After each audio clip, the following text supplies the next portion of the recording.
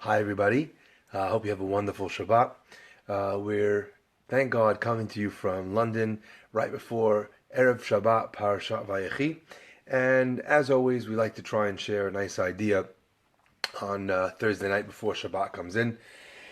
We're a little bit later than usual, but I hope you'll forgive me for that. Thank you so much for joining us, and of course, you can comment down below if you'd like to. I thought maybe talking a little bit about a simple idea, and maybe I'll just begin with a beautiful story that really kind of sparked an interest in me. It's a story told by Rabbi Spiro about a man whose name is Moshe Lefkowitz, who is his father-in-law. Every Pesach, the family would get together in Staten Island. They'd have a wonderful Pesach, a wonderful family celebration together. And there's very few things in the world that are as beautiful as family come together on Passover. But after not eating the chametz for a full week, it's not easy. Hey, sir, nice to see you. David, Jade, Linda, Shabnam. Peace. So every Pesach they'd get together, and as soon as Pesach would go out, they'd all pile into the car, all the uncles, all the aunts, the grandfather, who'd come all the way from Cleveland, Ohio, and they'd make their way across town to get to the ice cream store, the Carvel ice cream store, to order some ice cream. Well, as always, the holiday is over. Everybody jumps in the car. The house is being put away, and as they do so, everybody gets in the car. They go down to the ice cream store.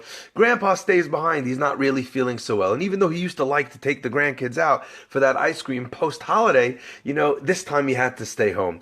Anyway, they get to the ice cream store. Everyone's screaming. All the kids are running around trying to find the right ice cream cone, which toppings they want, which flavors they want, and they all have they're looking in, trying to see their favorite flavors and trying to choose. And this Korean woman who's standing behind the counter, she's welcoming everyone into the store, trying to deal with all the Jewish people who are coming out for their last night, night of Passover ice cream. And she's welcoming everybody in. And then she turns to the kids that are standing there and she says, "Hey, where's your grandpa?" And the kids are looking at this woman. They see her once a year when they come. My grandpa. They said, "What do you mean?" She says, "Yeah, where's your grandpa?" And they say, "Oh, well, our grandpa, he didn't come with us tonight because he's really not feeling well, so he stayed home." And the woman's face changes. And you can see that she's really sad. She's disappointed. And they can't believe it. They're looking like, "Well, how do you even know or remember our grandpa?" And the woman looks at them and says the following. She says, "I remember your grandpa, and I'm so sorry he's not going to be here because he's the only person that speaks up to me instead of speaking down. When he'd come in, she'd remember that this guy was different to the way other people looked at this simple woman behind the counter, and he'd made an impression on her. And even though he only came once a year from Cleveland, Ohio, all the way down to New York, she remembered the time that he walked in and the way that he spoke to her while he was ordering an ice cream. Unbelievable." The kids come home, they get their ice cream, everyone's got chocolate all over their face, they're having a fantastic time. They come back into the house, and Grandpa's sitting there on the chair, and he says, "How was it?" And the kids say, "It was great. And this woman, this Korean lady, she really remembers you, and she's really sad that you didn't come because she said you're the only one that speaks up to her instead of speaking down." And he starts getting up in his chair really slowly, krekzing. And they say, "Grandpa, where are you going?" And he's putting on his jacket. He says, "What do you mean where I'm going?" He says, "I'm going to the ice cream store to say hi to the lady." Jacob passes away in the parasha. And, his children and his grandchildren and Joseph, everyone takes this massive saint, great tzaddik. They bring him from Egypt all the way back to Israel. And they're traveling. And so many thousands of people are traveling with them, including all of the Egyptian people.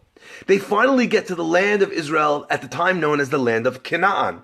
And the Canaanites, the random people that are living there at the time, they look at this massive group of people who are traveling with Jacob, and they say, "Wow, Evel Kaved. This is a deep, dark, tough mourning. Kaved, a heavy mourning for the people of Egypt. Look at how terribly he will be missed by the Egyptians." They don't talk about his children or about his grandchildren, because everybody's children and grandchildren miss them. Everybody misses the people who they love when they go to a better place. But how many people are missed by everybody in the city, everybody in the country? So much so that the name of the place gets called the Mourning of Egypt, because the Egyptians were so clearly hurting by the fact that they'd lost this wonderful person.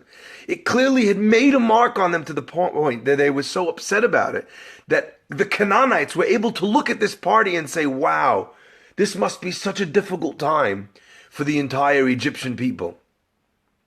And I was thinking, we like to make marks on the ones that are closest to us and spend time with the ones that we love. We're kind to our neighbors and to our friends in a very beautiful way. But to go beyond that, that's the mark not of a good person, but of a great person. The Torah tells us that there's a certain animal which is called a chasidah. A chasidah is a stork.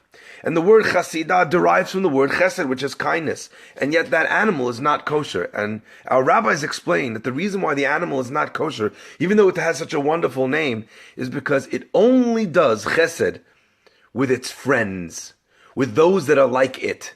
But those that are different, thank you very much, it pushes those away. And that animal, even though it has the trait of chesed, is not kosher. That's not a kosher animal. Jacob is a wonderful tzaddik. He is the highest of our forefathers. And look at the effect that he has on people, not just who are not like him, but in so many ways are the opposite of him. They're idol worshippers. They're, steeped in immorality and adultery. Jacob had every reason to castigate them and to curse them out to his family. But no, the people of that city, of that town, of that country, when he left, they were mourning. They felt like they were missing somebody. What a wonderful thing to be able to do. To be able to have such an impression, leave such an impression. And to have them recognize your value and to feel the loss when you go because you've taken the time and the effort to step outside of your circle of influence, outside of your comfort zone, and do that much more. It's an ice cream cone. It's an ice cream store. But it's an ice cream special. Think of that when you think of the invisible people in your world. Speaking up to them instead of speaking down. Noticing the people that are not noticed. This is such a beautiful and central and important message. And I'd like to end with this. I've had a very interesting experience over the last 2.5 weeks. I was on a trip called JLF, the Jewish Leaders Foundation, with a group of remarkable young professionals. It's a new trip that I've been given the privilege and the honor of running.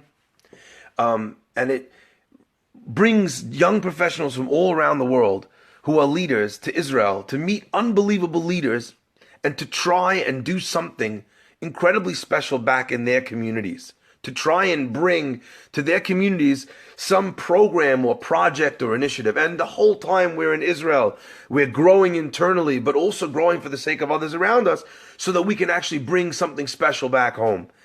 And watching a group of young leaders who could be spending their time doing anything, who could be spending their time on vacation and are not on a trip. They're sitting and studying and learning and taking lessons. And the one thing they're thinking about is, what can I bring back to the state of my community to be able to improve it?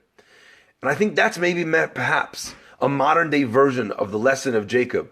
To be able to think all the time, what am I doing for my community? What needs? What niche can I carve out for myself to be able to bring kindness even to those who are so different to me? Because ultimately, we would like to be able to say to ourselves at the end of our life that we didn't just make a difference to those that we love. That's what good people do. We even made a difference to those that are outside of that circle, that are different to us. Even they felt that we cared, loved, and valued them. Evel Mitzrayim. I want to bless myself and all of us with a Shabbat, a wonderful Shabbat of peace. And our words of Torah tonight are in memory of our 4 heroic soldiers that were killed this week in a terrorist attack. And God bless their families with comfort. And Be'ezrat Hashem, may we be zochem, may we merit to be able to make such an impact with our lives, to better the world around us and to make it a better place. Shabbat Shalom, a Shabbat of peace, a Shabbat of love, and a Shabbat of impact.